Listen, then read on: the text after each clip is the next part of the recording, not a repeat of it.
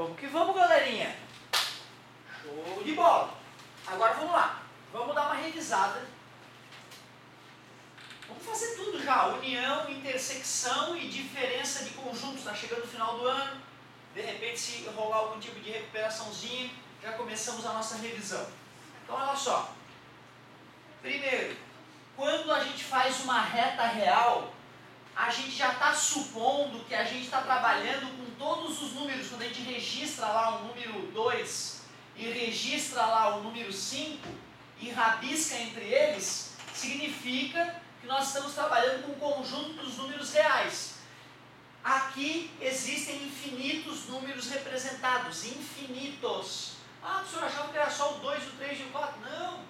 Todos os infinitos números, por exemplo, entre 2 e 2,1. Eu demorei a entender que entre 2 e 2,1 existem infinitos números. Mas, na verdade, existem infinitos números entre 2 e 2,00001. Entre esses números que são colados um no outro, existem infinitos números. Isso é muito legal, é filosófico, certo? É, por causa da capacidade humana de colocar uma casa sempre a mais após a vírgula, né? É bem isso. Tem a ver com a ideia de decimal ali. Show de bola. Porém, nós temos que saber representar conjuntos numéricos, não só nessa situação, como também conjuntos que tendem a um número infinitamente grande ou infinitamente pequeno. Por exemplo,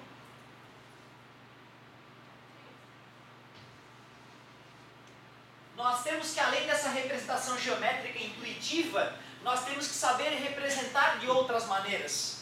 Uma maneira que é muito prática, muito intuitiva, sair dessa forma geométrica e ir para a notação de intervalo, é usando aqueles colchetes, né? A notação de intervalo, que seria assim, então, fechado em 2, até 5 aberto.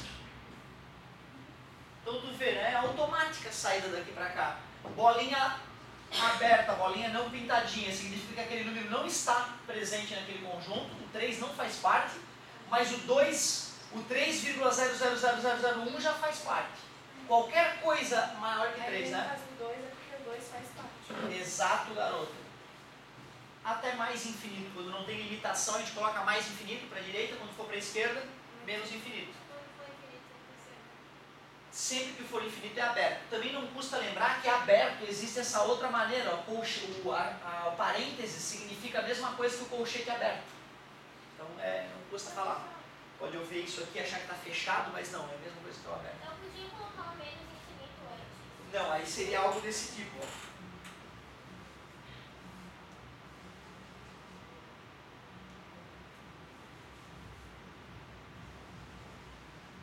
Para dizer que a gente está comparando uma com a outra, para dizer que é o 2,5. Se eu quisesse representar esse conjunto, aí seria aberto em menos infinito até 2,5 fechado. Tá? Eu só troquei isso aqui pelo aberto para a gente começar a se acostumar a dizer que ele também significa aberto. Beleza?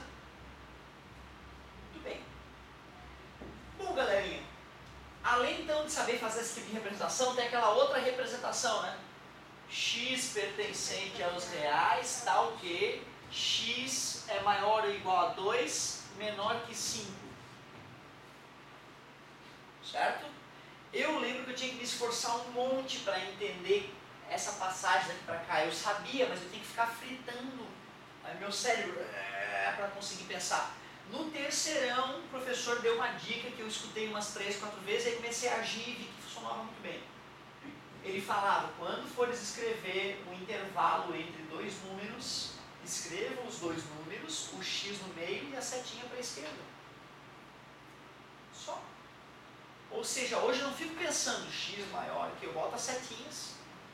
Claro que um dia, para eu poder começar a usar isso e saber o que eu estava fazendo, eu pensei, né? E aí eu vi que o macete que ele me falava fazia sentido.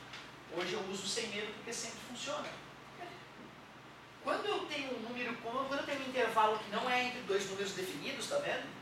Eu uso assim, ó, x pertencente aos reais, tal que, e só escrevo x e a seta aponta para onde o rabisco está indo, tá vendo?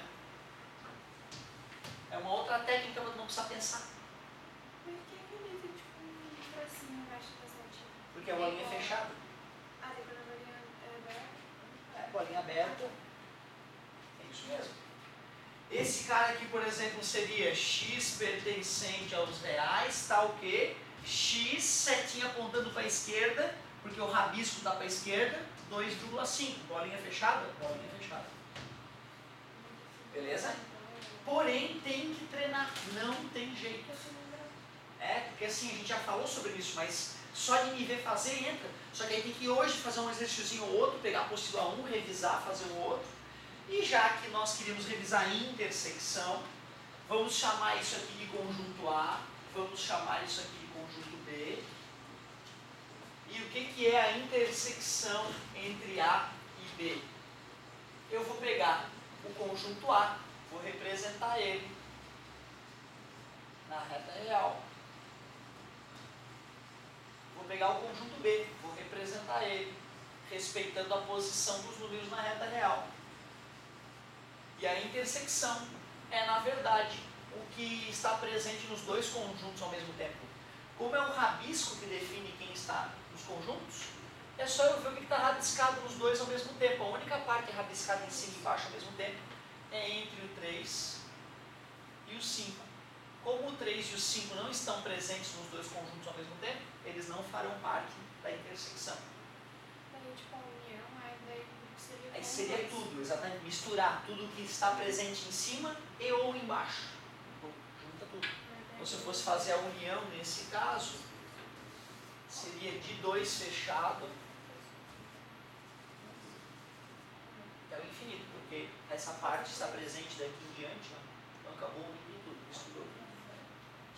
Se o 3 estiver também no A, do 3 até o 5. O 3 está no A, o 3 está rabiscado ali, então quer dizer que ele está Mas se presente. fosse só do 3 e não tivesse o 2, o 2 fosse o 3, Entendi. e se tivesse bolinha fechada, qual bolinha que seria? Bolinha aberta, porque para estar presente na intersecção tem que estar presente nos dois. Então teria que ser bolinha fechada aqui para poder dar bolinha fechada aqui. Bastaria estar bolinha fechada aqui, já seria bolinha fechada ali. É isso aí. Beleza? Já que chegamos até aqui, não custa lembrar, né? O que seria, por exemplo, A menos B? A diferença entre o conjunto A e o conjunto B. É que tem um A e não tem um B. Isso, ou seja, tu pega o 3 em diante ali e elimina, certo? Sobraria o 2 e todos os números, inclusive o 3 que não foi retirado, porque o 3 não estava no B, certo? Só para a gente lembrar que tinha essas outras operações. E fazendo mais um comentário. Tranquilo? A revisãozinha, então, você lê. Não tinha uma que era já do segundo ao início do terceiro. Não tinha uma que era tipo x pertencente às reais, x vezes. Daí tem uma continuaçãozinha. Aqui pode ter, tem algumas que tem isso aqui e, né? Se, por exemplo, quando tem um número dentro do conjunto ali, tem um cara perdido ali que é aberto, certo? Para economizar, a gente pode simplesmente dizer EX diferente de 3. Não sei se é isso que eles falam. Isso pode acontecer. Isso pode acontecer. E por isso que é importante também estar com a dúvida bem arrumada já, né? Ter exercitado em casa. Porque às vezes a dúvida vem muito etérea e nem sempre eu consigo ajudar o aluno.